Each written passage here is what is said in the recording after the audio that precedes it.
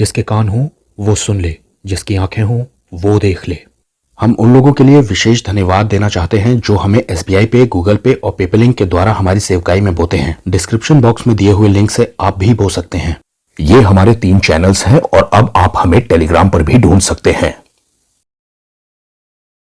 लूका 2:19 में लिखा है, परंतु मरियम ये सब बातें अपने मन में रखकर सोचती रही। और लूका 2 के 51 आयत में भी लगभग ऐसी ही बात मिलती है कि तब वो उनके साथ गया और नासरत में आया, यानी कि यीशु मसीह, और उनके वश में रहा, यानी उनके अधीन रहा, अपने पेरेंट्स के। और फिर मरियम के बारे में लिखा है कि उसकी माता ने ये सब बातें अपने मन में रखी। यीशु की माँ मरियम के कैरेक्टर से एक बात सीखने लायक है कि वो अपने मन में बातों को रखती थी और सही समय आया तब चेलों को ये सब बातें बताई होंगी, तभी तो उन्होंने लिखा। जी हाँ, आज हम बात कर रहे हैं पावर ऑफ साइलेंस के बारे में। और ये बाइबल की कुछ आयतें हैं जो इंटरनेट पे मौजूद थी साइलेंस के बारे में, यानी चुप रहने के बारे में। बाइबल न सिर्फ बात करने के बारे में या बोलने के बारे में बात करती है, बल्कि चुप रहने के बारे में भी बात करती है। सबोपदेशक 3:7 में लिखा है, फाड़ने का समय और सीने का भी समय है, चुप रहने का समय और बोलने का भी समय है। इंग्लिश में लिखा है, a time to keep silence. अगर बोलना इफेक्टिव है तो कहीं ना कहीं चुप रहना भी इफेक्टिव है। वैसे ये बता दूं कि सांसारिक लोगों में भी इतनी समझ है कि पावर ऑफ साइलेंस बहुत इफेक्टिव है। कोई मौन व्रत रख रहा है ये सोच करके कि मैं चुप रहूंगा, पूरे दिन किसी से बात नहीं करूंगा। कोई अपने गुस्से को दबाने के लिए चुप रह जाता है, और कोई इसलिए चुप है क्योंकि उसके अंदर दूसरे का कुछ बिगाड़ने की क्षमता नहीं है। लेकिन मैं ये बताना चाह रहा हूं, जो राइट साइलेंस है वो बहुत ही पावरफुल है।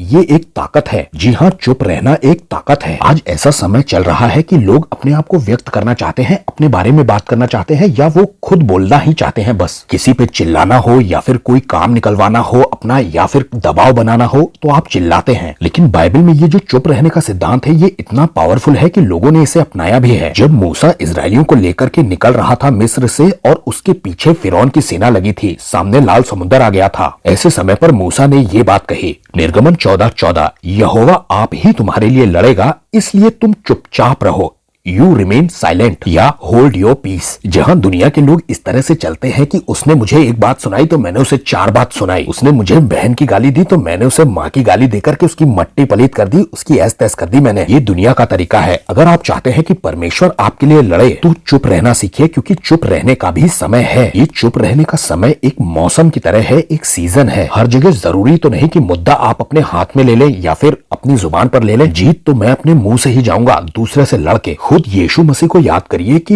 यीशु पिलातुस के सामने ऐसे शांत थे कि वो बड़ा आश्चर्यचकित हो रहा था। यशाया 53 में जिस मसाया का जिक्र है, ऐसा लिखा है कि वो भेड़ी जैसे ऊन कतरने के समय चुपचाप रहती है, वैसे ही वो चुप रहेगा। सोचिए, यीशु मसीह ने परमेश्वर की कितनी बड़ी योजना को पूरा कर दिया सिर्फ चुप रह करके। वैसे वो चुप इसलिए था क्योंकि हम गिल्टी हैं और गिल्टी चुप रहता है, और यीशु हमारी जगह पर थे। अब आखिर में चुप रहने के बारे में एक बात और मैं आपको सिखाना चाहूंगा। नीति वचन 10:19, जहां बहुत बातें होती हैं वहां अपराध होता है। इंग्लिश में लिखा है, वहां पाप कर बैठते हैं लोग मुंह से, और जो अपने मुंह को बंद रखता है वो बुद्धि से काम करता है। इंग्लिश में लिखा है, रिफ्रेनेथ हिज लिप्स, मतलब अपने होठों को रोके रहता है, अपनी आवाज को बंद रखे रहता है, वो बुद्धिमान है। जब हम ज्यादा बकबक करते हैं तो हम ज्यादा बोल करके पाप करते हैं। किसी की निंदा कर रहे होते हैं, जिसे कि ट्रैश टॉक कहा जाता है, मतलब फालतू की बातें। उसकी बीवी उसके साथ भाग गई, ये ऐसे हैं वो वैसे हैं, यही तो पाप है जो हम मुंह से करते हैं। लेकिन जो चुप रहता है और अपनी बातें अपने मन में रखता है,